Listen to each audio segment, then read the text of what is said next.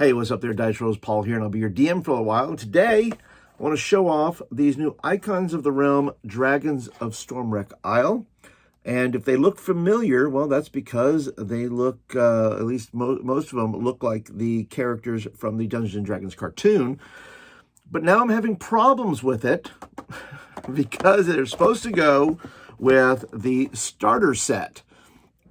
But there's issues with this, and I'm going to explain those today and what I'm going to do about it. But before I get into that, if you're brand new here to the channel, thank you so much for being here. Appreciate you being a part. And if you would like to be a part of this community, which I hope that you do, please go ahead and click that subscribe button down there, and you'll get videos like this in your inbox on a regular basis.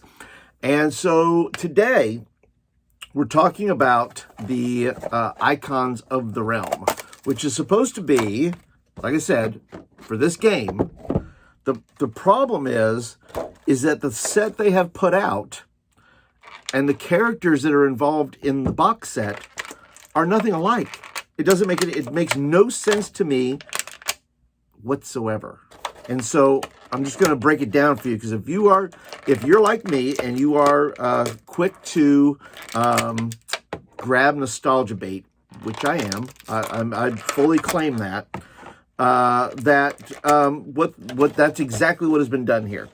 Okay, so here we go. We're gonna have, let me just show you off the characters. Well, let me open this up too. I bought a little extra here because I'm going to show you what I'm going to do to kind of fill in the gaps here if I can, with what I believe Dungeons & Dragons has, what Wizards of the Coast has left out. And so I'm going to get that out because I'm going to show that. All right, so let's go and break this down. First of all, we have your wizard right here, okay? Presto the Magician from the cartoon, which looks like Presto the Magician from the cartoon, okay? Clearly, it does. And these paints, these figs are very good, by the way. This is Hank the Ranger. There he is in all his glory. And then you have Diana the acrobat. Love her. She's really good. Then you have Eric the Cavalier. Looking mighty sharp. I like it. And then you have a mystery character, a cleric. There you are. Which, this is a very good cleric, by the way. I think it's really sharp looking, so I make no disparaging remarks about that because I think it looks good. Here's where the problem comes in. In the Dragons of Stormwreck Isle, the actual character sheets, okay, you have a fighter, which is now supposed to be, Hank is supposed to be a fighter. Hank the Ranger is now Hank the Fighter, okay? He's a wood elf. Now, can that pass for a wood elf? Absolutely. Perfectly fine, okay? Then you have the cleric, which, by the way, once again, cleric, perfect. Except the cleric in the box set is supposed to be a hill dwarf. I'm going to say that doesn't look like a hill dwarf at all. And then you have Eric the Cavalier, who is now supposed to be a paladin. I don't have a problem with that. If you want to do that, that's fine. You know, at least it looks, and it's supposed to be human, which he is. And then you have the rogue, which I can only guess is the acrobat here, which is the rogue, which I fully acceptable, except the rogue here, the character, is a Lightfoot halfling. A Lightfoot halfling. This is not a halfling, okay? And then you have the wizard. Now, the wizard can be a magician, which is what magician was in the cartoon. But this is supposed to be a high elf. That's fine too. The hat can cover the ears and everything else. Not a problem.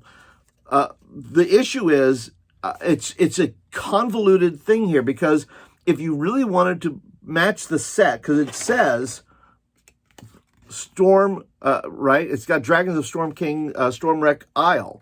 If you're going to match the set with the box, why would you not make the characters the way they're supposed to be, and not just make nostalgia bait for people like me, which is fine. I'm going to use them anyway.